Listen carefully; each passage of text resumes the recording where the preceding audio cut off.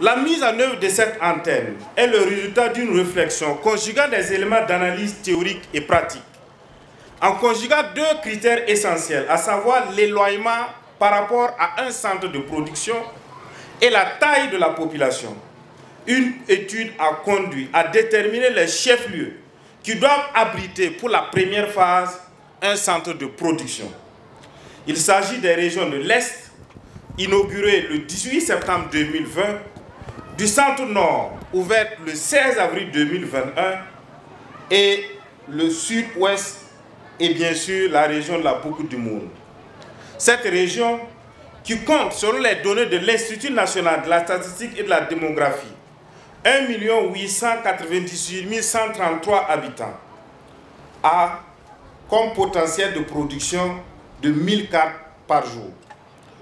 Elle sera animée par une première vague de 25 agents repartis dans différents postes de travail.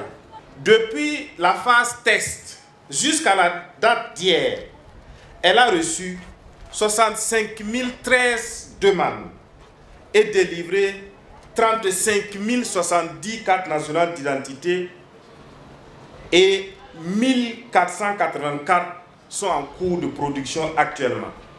C'est dire que d'un point de vue technique, l'antenne est fonctionnelle et sa capacité de production ira crescendo pour qu'à brève échéance, elle puisse produire environ 2000 cartes par l'augmentation du nombre d'équipes et aussi grâce à l'assistance technique de la Canadian Banknote, notre opérateur technique. C'est les petits ruisseaux qui forment les grands fleuves.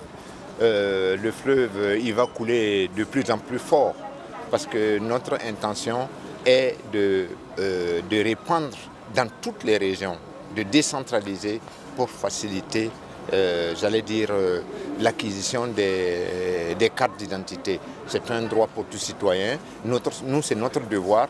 Donc nous allons prendre toutes les mesures pour décentraliser, pour agir dans le sens de la vision du chef de l'État, qui est de rapprocher les services des administrés. Et cela, nous n'aurons pas de répit pour ça. Nous allons continuer de travailler. Et même si, après cette décentralisation, il faut aller encore plus loin, nous le ferons.